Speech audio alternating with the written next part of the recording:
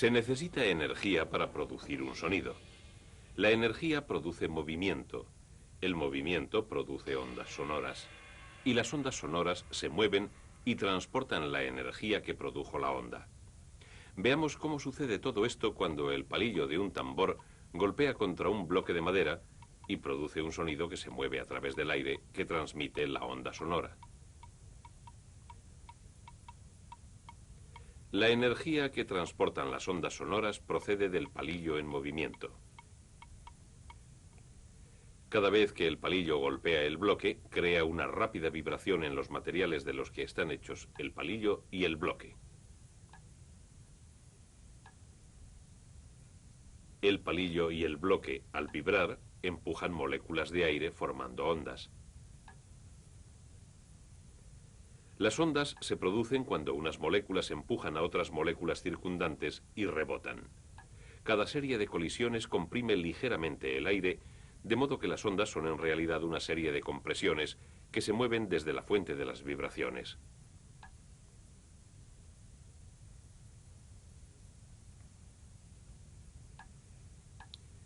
Una única molécula de aire se mueve simplemente hacia arriba y hacia atrás cuando las ondas sonoras atraviesan el aire. Si pudiésemos teñir con tinta la molécula y dejar que hiciese su movimiento hacia atrás y hacia adelante contra una hoja de papel que se moviese formando un ángulo recto con ella, obtendríamos una curva llamada onda sinusoide. Tenemos ahora la forma en que se suelen representar las ondas sonoras.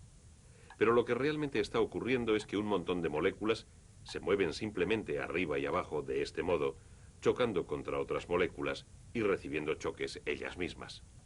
Y todo este movimiento atrás y adelante de las moléculas produce una serie de compresiones que se transmiten desde la fuente de las vibraciones en todas direcciones. Y así es como viaja una onda sonora. La velocidad del viaje depende de lo deprisa que se pueda transmitir la energía de la vibración. Las moléculas de aire están relativamente separadas, de modo que el sonido viaja más despacio por el aire que por un medio más denso, como el agua. Generalmente, cuanto más denso es el medio, más deprisa viaja el sonido a través de él. Pero si no existe un medio, las ondas sonoras no pueden viajar. Así que, aunque una onda sonora tuviese la energía suficiente para llegar hasta lo más alto de nuestra atmósfera, como podría ser el caso de la onda sonora producida por la erupción de un volcán, jamás conseguiría salir al espacio exterior. Y las ondas sonoras producidas por la erupción de un volcán en Io, la luna de Júpiter, jamás podrían alcanzar la Tierra. Naturalmente, las ondas sonoras no son sonidos, son solo ondas de compresión en un medio. No somos conscientes de ellas como sonidos hasta que nuestros oídos las reciben. Las ondas de compresión pasan como vibraciones a través de las delicadas partes internas de nuestros oídos. Las vibraciones se convierten luego en señales eléctricas transmitidas por el nervio auditivo hasta nuestro cerebro, y es solo en nuestro cerebro donde estas señales son interpretadas como sonidos. Cuando oímos sonidos, percibimos muchas diferencias que nos ayudan a distinguir un sonido de otro.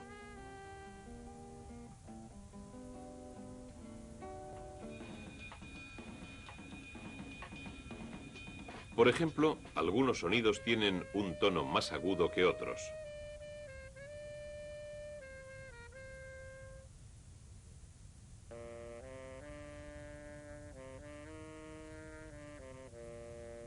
Los sonidos también difieren en su fuerza.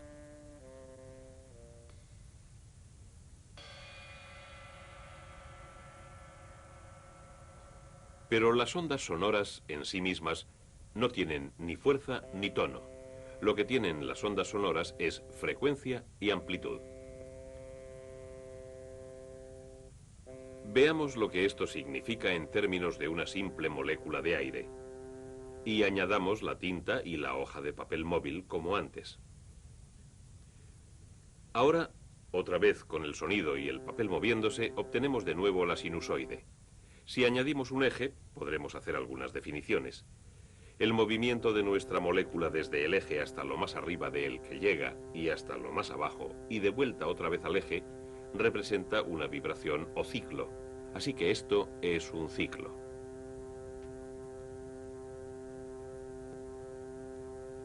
La frecuencia de una onda sonora es la medida de cuántos ciclos por segundo produce la onda en el medio a través del cual viaja.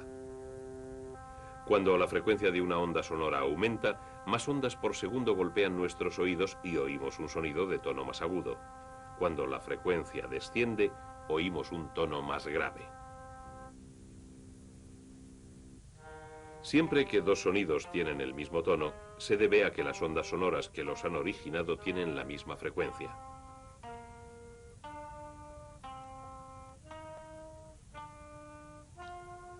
Pero en lo que se refiere al volumen, tenemos que volver a pensar en lo que es una onda sonora, una transmisión de energía.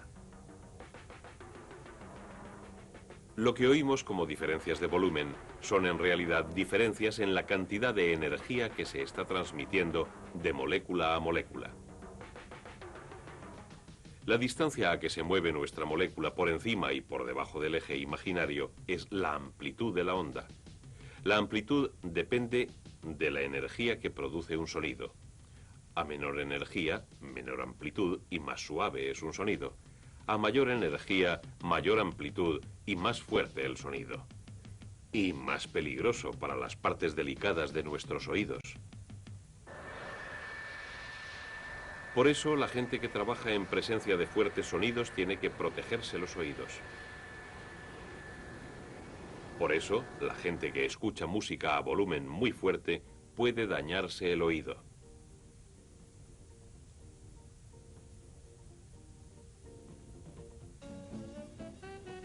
La fuerza de un sonido, la amplitud de la onda sonora, se reduce a medida que ésta viaja y se esparce.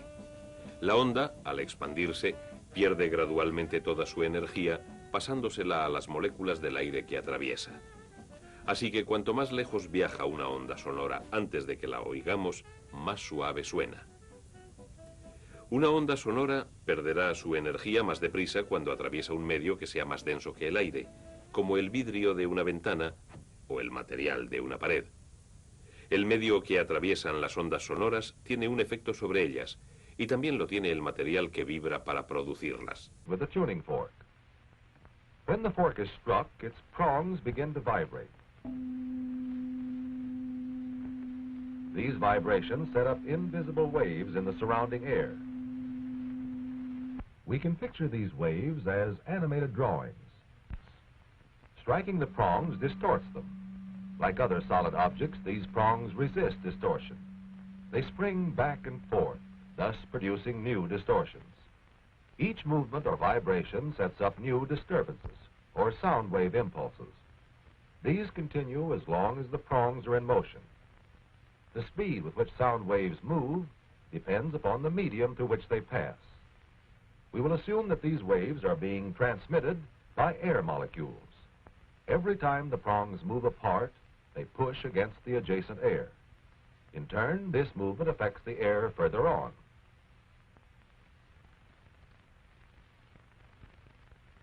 In this segment of the wave, we can see that some molecules are pushed relatively close together.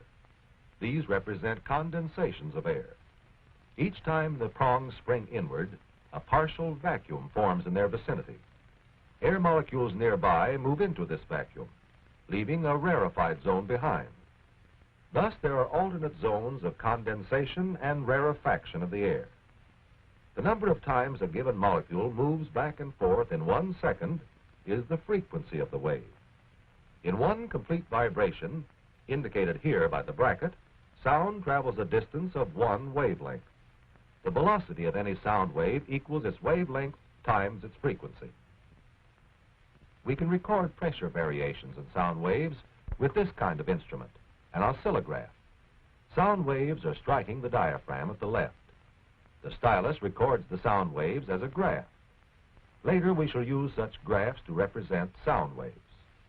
Condensations cause the stylus to move upward. Rarefactions cause it to move downward. So far, we've seen how sound waves are produced. Next, we'll identify 3 auditory effects of musical sounds: loudness, pitch, and quality. We begin with loudness. Every sound sets up a disturbance in the transmitting medium.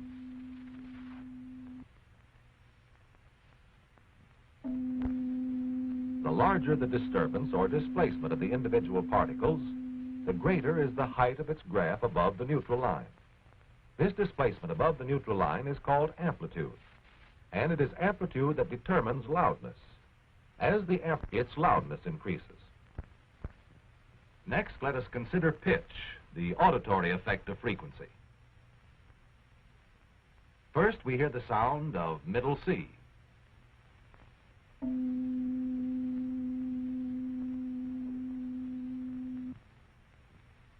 Next, we hear G below middle C.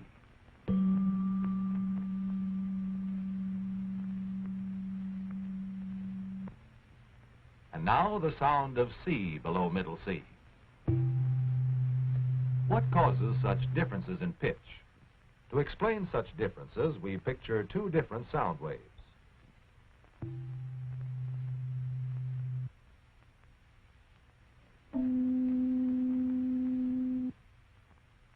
Here, the lower fork makes more complete vibrations per second. Therefore, its frequency is greater.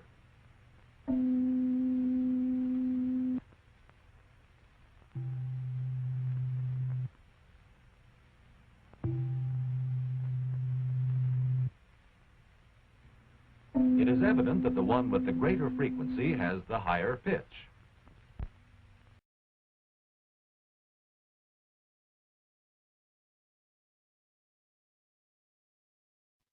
Refracción de la luz.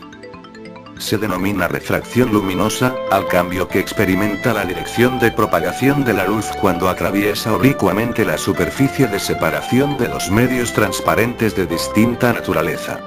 Las lentes, las máquinas fotográficas, el ojo humano y, en general, la mayor parte de los instrumentos ópticos basan su funcionamiento en este fenómeno óptico. Ejemplo. Lápiz quebrado debido a la refracción de la luz. Al colocar un lápiz en un vaso con agua, se puede observar el lápiz, como si éste estuviera quebrado. Esto es debido a la refracción de la luz en la interfase aire-agua. Otro ejemplo claro es el siguiente.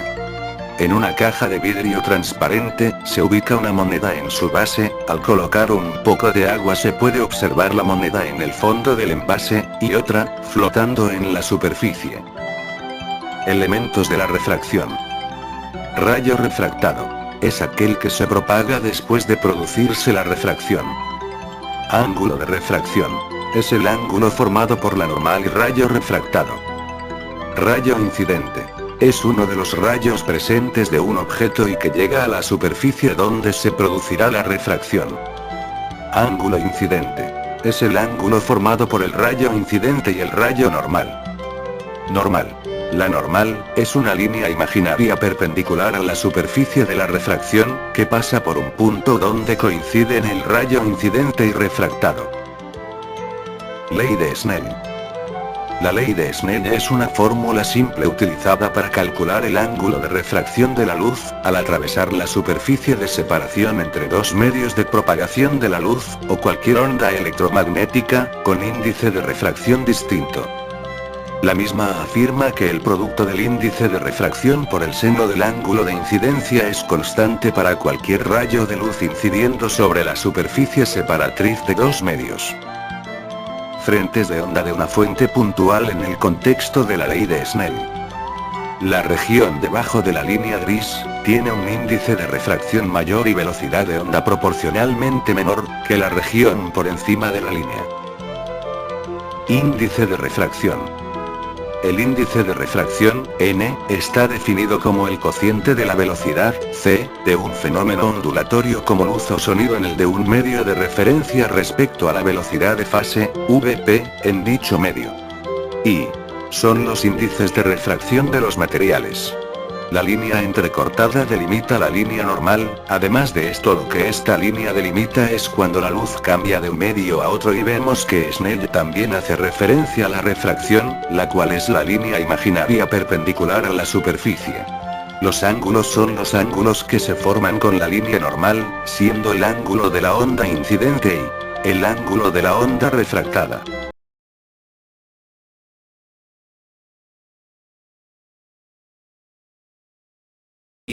Si conoces una pila, ya conoces la continua.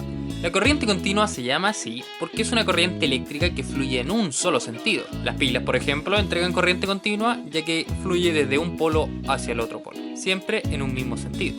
La corriente alterna, por el contrario, está constantemente cambiando su polaridad, y de ahí su nombre, ya que alterna constantemente entre positivo y negativo. Un ejemplo de eso es la corriente que podemos encontrar en la toma de corriente de nuestros hogares. Si graficamos ambas corrientes en un gráfico de voltaje versus tiempo, veremos cómo la corriente continua se mantiene estable en el tiempo, mientras que la corriente alterna toma la forma de una onda sinusoidal. Ahora, si pudiéramos ver el flujo de electrones en corriente alterna, veríamos algo más o menos así. Los electrones primero tienden a ir en un sentido y luego de vuelta. En realidad no recorren la distancia completa, pero hacen el trabajo igual. Esto hace que la corriente alterna no sirva para los dispositivos electrónicos, pero sea muy eficiente para transportar energía a grandes distancias. De hecho, es por eso que a tu casa no llega corriente continua, sino corriente alterna. El problema, claro está, es que para usar esa corriente alterna en un dispositivo electrónico, debes transformarla en corriente continua. Y ahí la respuesta de que todas nuestras cosas tengan cargadores, transformadores y convertidores, que son en realidad fuentes de poder que convierten la corriente alterna